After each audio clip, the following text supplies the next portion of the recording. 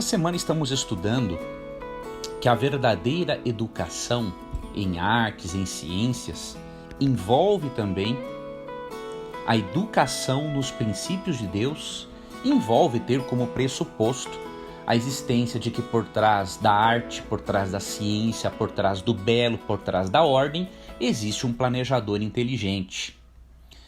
Mas infelizmente nós vivemos em um mundo, amigo ouvinte, que é dominado pelo erro. Então as pessoas acabam criando os mais variados argumentos para tentarem tirar Deus de cena. Afinal, tirando Deus de cena, a pessoa não tem obrigação moral com ninguém. No estudo de hoje, vamos ter como base 3 textos bíblicos em especial. 1 João 5,19, Efésios 4, 11 a 14 e 2 Coríntios 10, 3 a 5, que vão nos ensinar qual deve ser a nossa postura diante do erro filosófico, diante do erro doutrinário e diante da falsa ciência, que tira o Criador de cena. Antes de vermos como devemos agir com esses erros filosóficos, falsa ciência e também falsas doutrinas, temos que aceitar a realidade de que vivemos um conflito cósmico entre o bem e o mal e que 1 João 5,19 está totalmente com a razão quando afirma, aqui na nova versão transformadora, o seguinte: sabemos que somos filhos de Deus e que o mundo inteiro está sob o controle do maligno. Quem não é filho de Deus, de alguma forma, ele é mais influenciado pelo maligno do que outros. Então esta é uma realidade. Nós estamos lutando, como diz Efésios 6,12, não contra seres humanos, mas contra potestades, contra poderes espirituais do mal. E nesse processo de luta, além de contarmos com a proteção dos anjos e o ministério do Espírito Santo, nós precisamos fazer 2 coisas principais.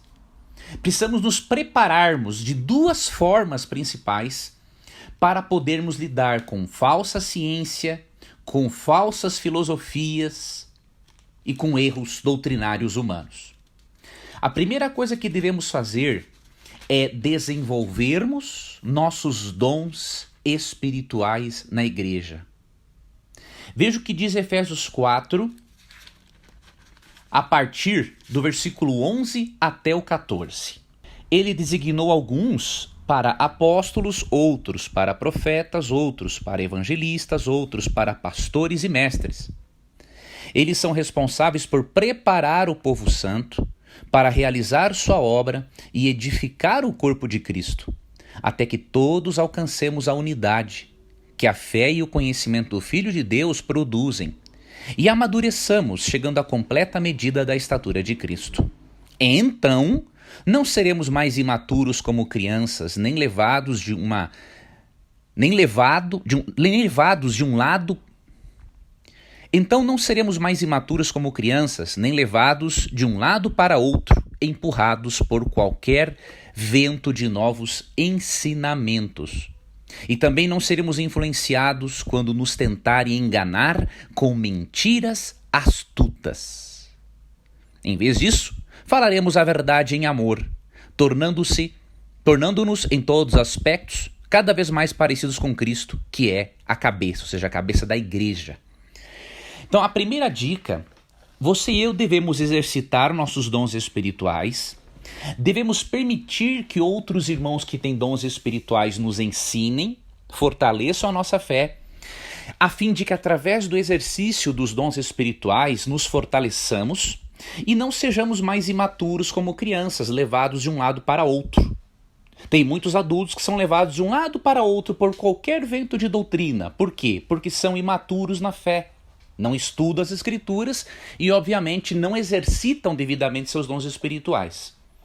Então, a primeira maneira para lidarmos corretamente com as falsas filosofias, com a falsa ciência e com as falsas doutrinas é o exercício dos dons espirituais.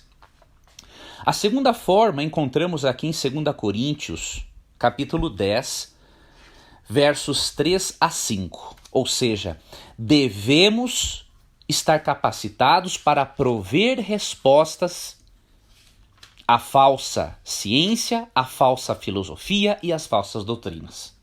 Quando eu ouço um cristão dizendo que Deus não precisa de defesa, que a Bíblia não precisa de defesa, eu só posso imaginar que esse cristão tem preguiça de estudar a Bíblia e que ele não conhece nada de apologética.